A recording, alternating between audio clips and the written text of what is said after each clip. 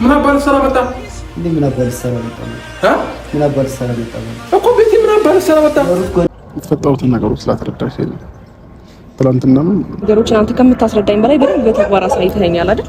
ከዛ ባለፈ ደግሞ አሁንም የመጣሁት ነገሮች እንድታስረዳኝ ካንተ መስማት የምፈልገው ነገር ይደብርህም ደስ ይበልክም በቃ። ሩታ ከአብርሽ ጋር አስክረው አብረው አደረች። ዳኒ ደግሞ በዛ በኩል ማለት ነው ሄርሜላን አስክሮ ሌላ ታሪክ ተፈጠረ ማለት ነው። ጋይስ ይህንን ነገር ብትሰሙ ምን ይመስላችኋል?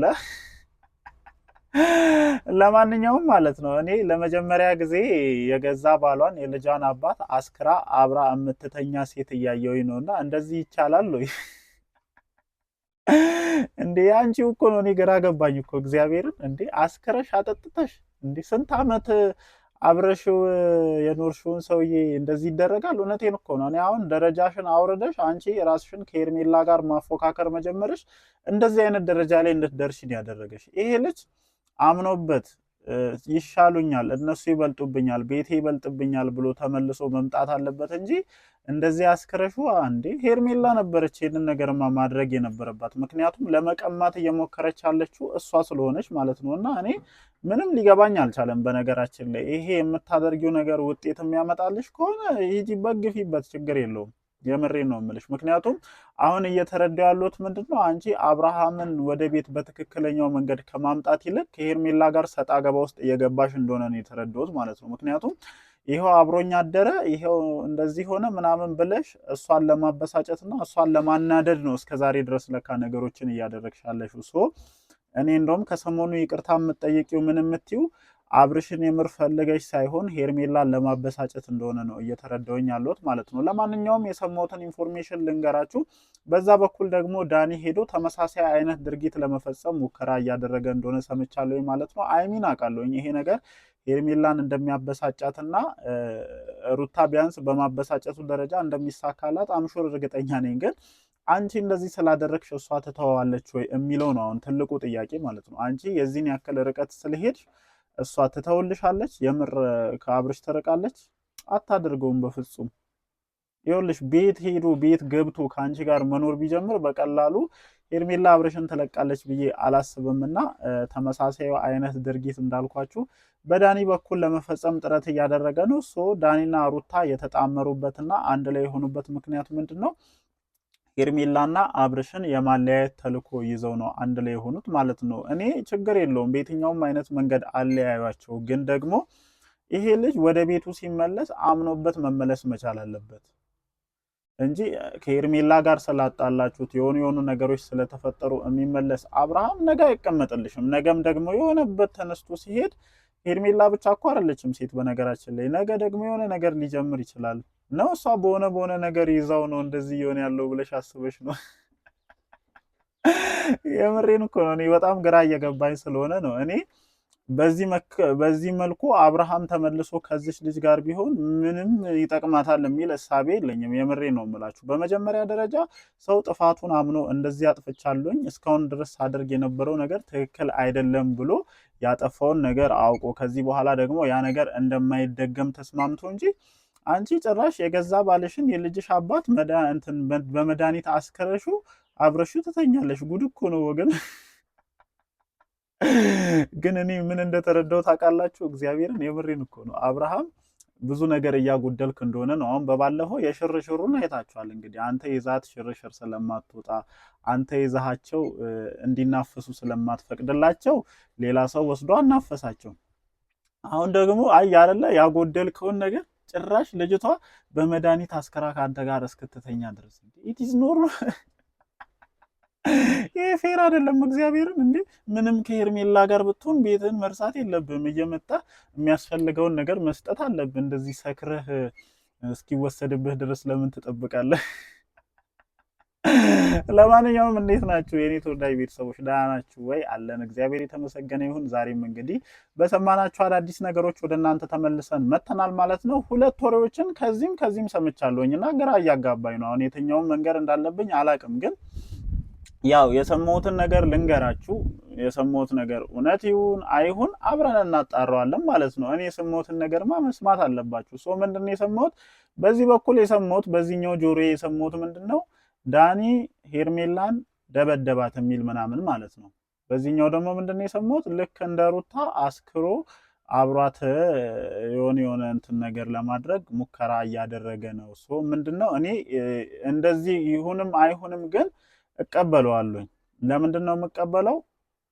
እነዚህ ሁለት ሰዎች የተጣመሩበት ትልቁ ሪዝናቸው ምንድነው? አብርሃምንና ሄርሜላን መለያየት ነው። ሶ የትኛውንም አይነት ነገር ሊጠቀሙ ይችላሉ። ትላንትና ሩታ ያደረገችውን ነገር እኮ ሁላችንም አልገመትነውም፣ አልጠበቅነውም። እንደዚህ ትሆናለች፣ እንደዚህ ታደርጋለች ምናምን ብለን ያሰብነው ነገር የለም። ሶ አሁንም ቢሆን ማለት ነው በባለፈው ሞክሯል። በነገራችን ላይ የማይሆን ወሬ አውርቶ ምናምን የሄደበት መንገድ ከዳኒ የማይጠበቅ ሆነ እንጂ ሞክሯል። ሶ አሁንም ብዙ ነገሮችን ሊያደርጉ ይችላሉ።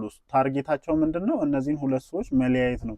እኔ አንድ ነገር እዚህ ጋር እርግጠኛ ሆኜ ልነግራችሁ እፈልጋለሁ። የምር አብርሃም ሄርሜላን አፍቅሯት ከሆነ የምር ለሷ የፍቅር ስሜት ተሰምቶት ከሆነ ምንም ልታደርጊ ትችያለሽ። አይደለም መድኃኒት ጨምረሽ አስክረሽ መተኛት፣ የፈለግሽውን ነገር ማድረግ ትችያለሽ። ግን በቀላሉ ከሄርሜላ መንጠቅ እንደማትቺ ነው እኔ ግልጹ ልነግርሽ የምችለው። በመጀመሪያ ደረጃ ራስሽን አስከብሪ።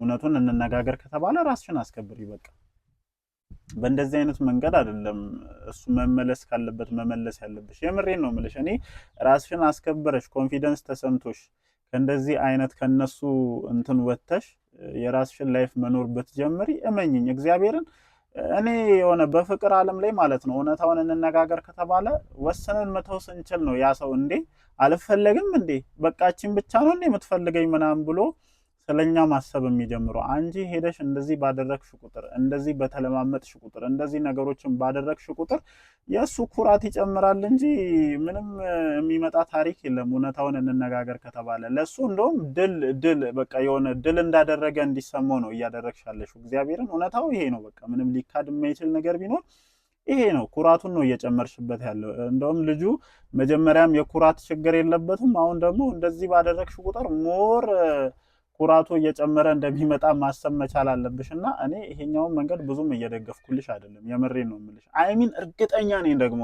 ይህንን ሁሉ ነገር የምታደርጊው ሄርሜላን ለማበሳጨት እንደሆነ ማለት ነው። ምክንያቱም ሄርሜላን ለማበሳጨት ባይሆን የልጅሽን አባት እንደዛ በመድኃኒት አስከረሽ አብሬው ለተኛውን አይነት ሙድ አታራምጅም ነበር እንዴ? ኧረ እግዚአብሔርን እኔ ገረመኝ ማጣ። የምሬን እኮ ነው የምላችሁ። እንዴት እንደዚህ ይደረጋል እንዴ? እንዴት? ኧረ ይኖር ነው እግዚአብሔርን። ኧረ በስመ አብ በጣም እንትን ይላልና እኔ አሁን አብርሃም ምንድነው ፍላጎትህ ነው? እግዚአብሔርን በቃ የሆነ ሳይት ላይ ወስነ እንትን መሆን መቻል አለበት።